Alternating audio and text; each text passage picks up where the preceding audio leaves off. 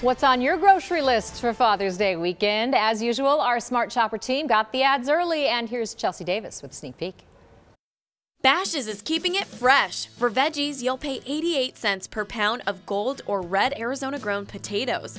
Plus, you can get 10 red, gold, orange, or green bell peppers for $10. Sanderson Farms split chicken breasts or leg quarters are going for 99 cents a pound.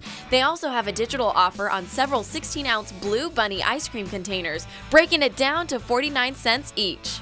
Food City takes the cake with their beer special. Get a free 24-count of water when you buy a 24-pack of Budweiser beer for $9.99. Need limes for that? Get 2 pounds of limes for 98 cents. Get 4 pounds of mangoes for $1. And stay hydrated with Powerade for 69 cents each.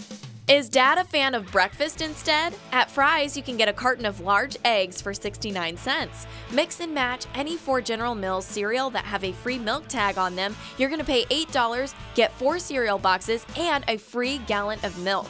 Pay 77 cents each for 4 Coca-Cola, Pepsi, or 7-Up 2 liters. Other kinds are going for $1.79 individually.